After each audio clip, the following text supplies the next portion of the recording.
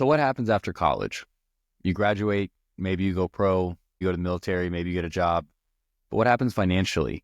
And how do you prepare yourself for that? That's what this episode is all about.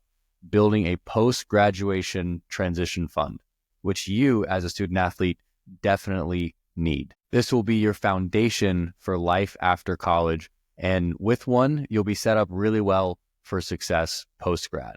Without one, you won't have as many opportunities. You might struggle to make decisions, and life could start off really rocky. Welcome to Locker Room Finance Podcast.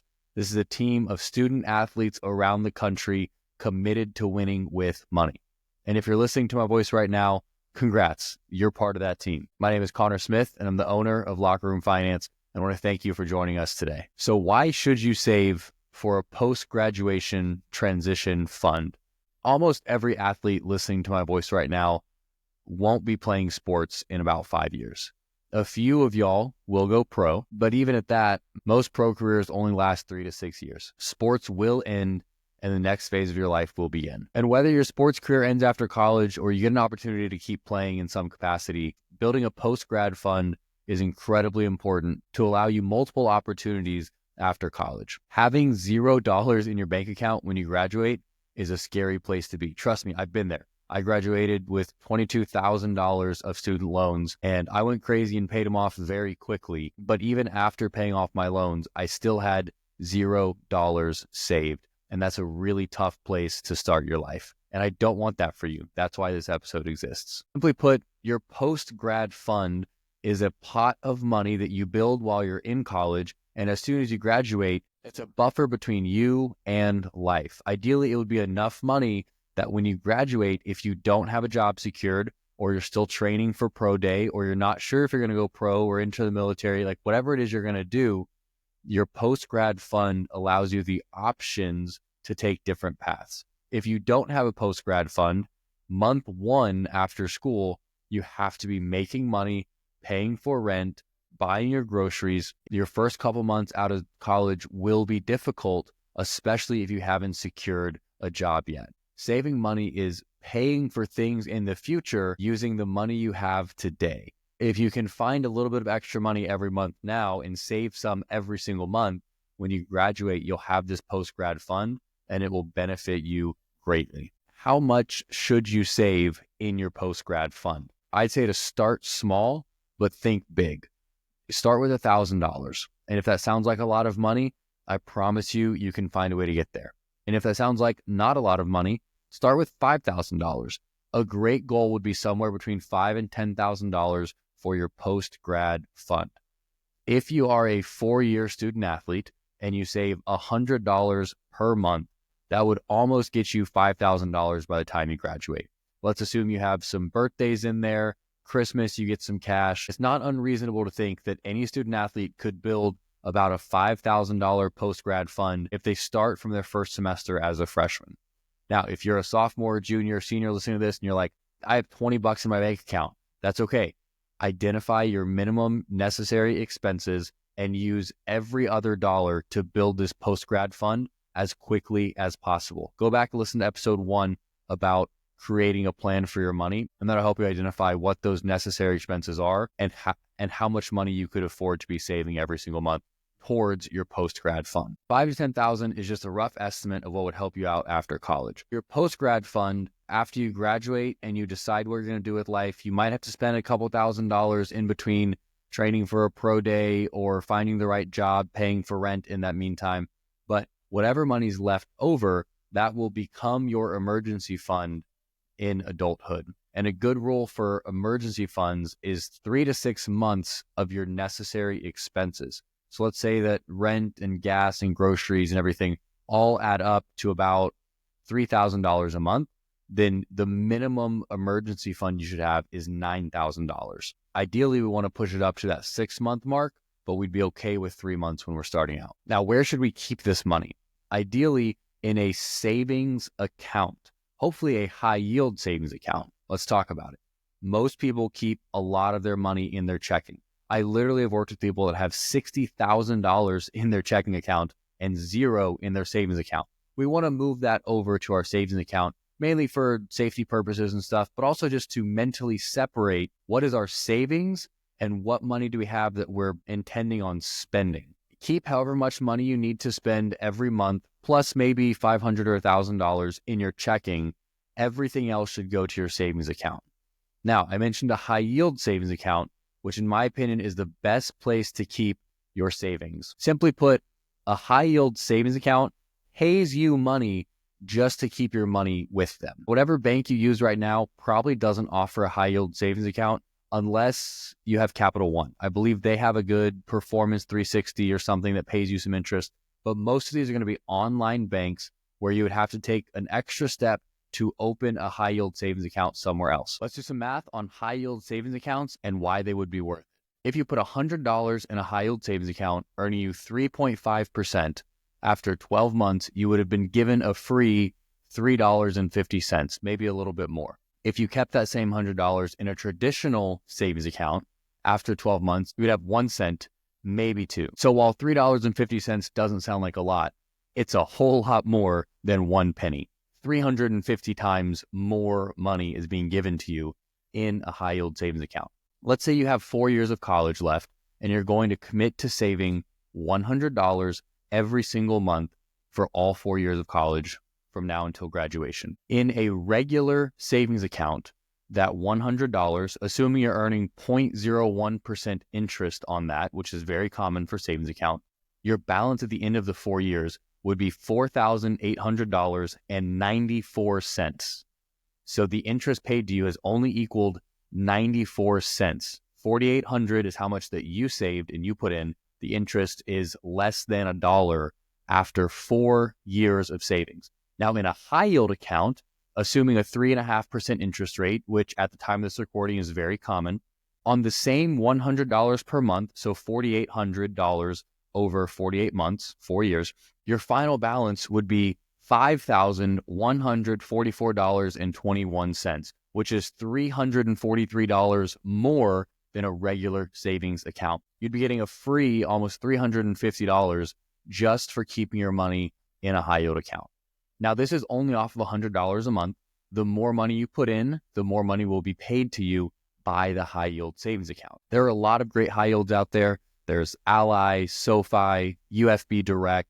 I encourage you to do your research and find one that works for you. Or if you have a friend or a family member that currently uses one, maybe go with that one. At the beginning of 2025, you should be looking for an interest rate that is 3.5% or higher. Now, when you open this high yield account, please listen to this part. Do not put all of your money in the high yield account. Put the money that you do not need to spend in the next several months. I had some football guys one time, and they were really excited about their high yield savings account. So they took all of their money. It was about $2,000 for one of them. Took all of their money, put it in the high yield, and they had $5 left in their checking account. Well, dinner time came around and they wanted to go out and buy dinner, and now they didn't have their money because it was in a high yield savings account. Okay.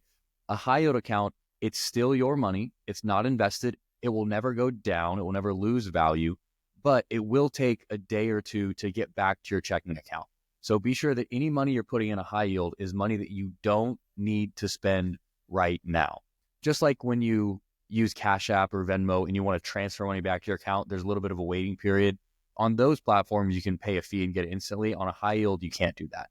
So for most high yield accounts, it'll take anywhere from 1 to 3 business days. I usually get mine the next day to get that money from your high yield back to your checking. If you're someone that has consistent income every month, either through your parents, a scholarship, a stipend, NIL deals, it might be smart for you to set up automatic transfers to this high yield account. My wife and I have automatic transfer set up for saving and for investing. I would only recommend this if you have a consistent income every month. If you're someone that gets a scholarship refund or a student loan payout once or twice a year, wait until you get that big payout, do the math on how much money you actually need, and then you could transfer a large lump sum to your high yield. But if you have consistent income every month, it would be a really good idea to set up an auto transfer of $100, of $200, of $10, whatever you can reasonably afford. This is more about the habit of saving money than it is how much money are we actually getting in there, right? The goal at graduation is $5,000 or more, but what I care about more than the balance of that account is the habit that you have developed of saving money consistently every single month. When you graduate and get a job, we want to continue that habit of saving money every single month. We want to avoid the trap of saying, I'll just save whatever's left over at the end of the month or whatever's left over at the end of the semester. Because if you're like me, if that's your plan, which really isn't a plan at all, you're always going to spend all of your money. You're never going to have money left over, and you're never going to build your savings. You have to save first. Now, while you're in college and you're slowly building this fund, it will act as your emergency fund. If a real emergency arises, I would encourage you to use this money before going and borrowing money, getting a credit card. Use this money to handle emergencies. A lot of our parents will help us. If that's something that is a reality for you, I'm happy for you. But in college, we have a great opportunity to become financially independent by the time we graduate, which means we're no longer relying on mom and dad to pay the bills. We're really grateful for them helping out right now, but you don't want to be 45 years old asking your parents for money still. In college is a great time to start that transition of building your own savings, paying for your own things, being grateful for them along the way, but knowing that we want to become financially independent by the time we graduate. Send this to your parents. They'll like me for saying that. If there is a real emergency, let's say your dog gets sick, your tire pops, something like that, and you need to pull out a couple $100 or $1,000 to fix something here and there, it is okay to utilize your post-grad transition fund as your emergency fund while you're in college. In episode 1, I shared that I had big time FOMO when I was in college. My friends went and did stuff. I didn't have enough money. So I started borrowing money in the form of student loans, not to pay for school, but to pay for activities and meals with my friends because I didn't want to tell them no. I would love for us to normalize saying, no, that's not in my plan right now. I'm focusing on other things. I'm building a post-grad transition fund, so I can't go out this weekend. I'm building a post-grad transition fund, so I'm not going to buy that thing on Amazon. I'm focusing on building savings so my future self has an easier life, so I don't need that new pair of shoes. I don't need that jewelry. And if you've got real friends, they'll understand and they'll support you along the way. Everyone's got a different situation. So if your friend ever tells you, hey man, that's not in my plan right now, I can't go out this weekend, don't be mad at him. Don't shame him. Don't discourage him. Just understand that that's the season of life that he's in, which might be different than yours. And that is okay.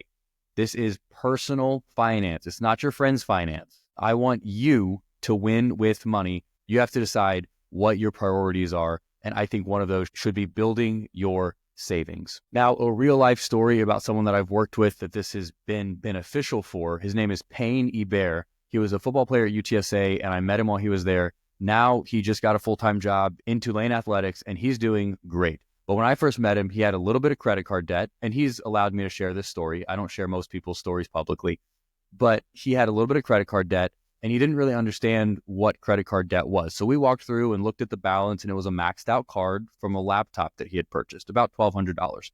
So we talked about what that meant and the interest he'd be paying, and he decided to pay it off as quick as he can. He paid it off in a couple months, and then he used that momentum to start building his post-grad transition fund. Now, he was a junior at the time, I believe, so he had about a year until he graduated, and he was going to save a couple $100 every month to be able to graduate with about $2,000 or $3,000 saved up.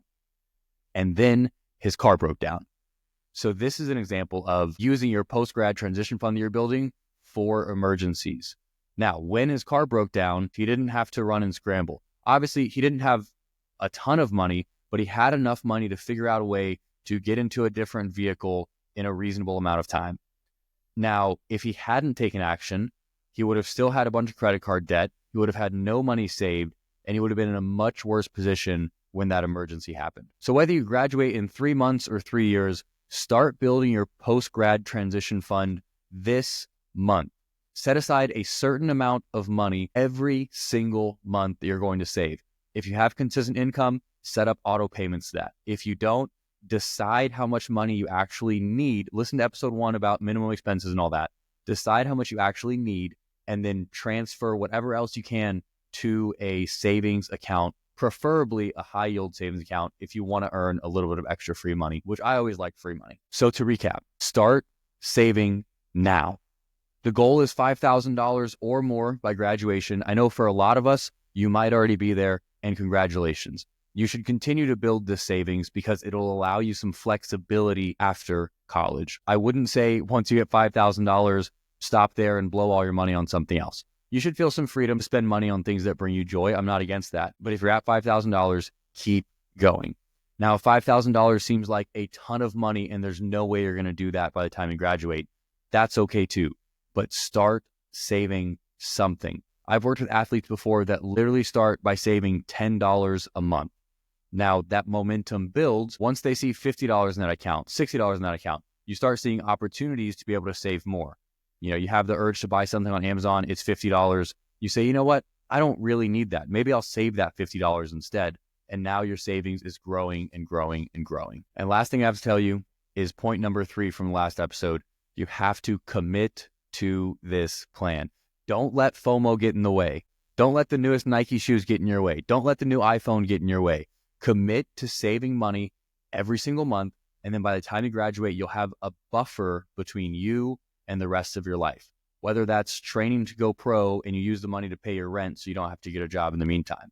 Whether it's waiting to get the right job so you don't have to work down at the Chicken Express while you're trying to also find your corporate job.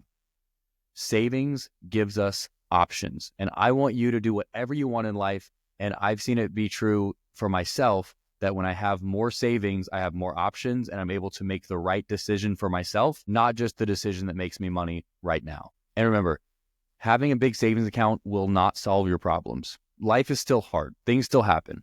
But it's a lot easier to solve your problems when you've got some money in the bank. So start building your post-grad transition fund today, and your future self is really going to thank you. Thanks for listening to this episode. In the next episode on the LRF podcast, I'll tell you a little bit more about myself. A lot of people want to know where I came from, how I started Locker Room Finance, what we really provide. And so the next couple episodes will be all about that.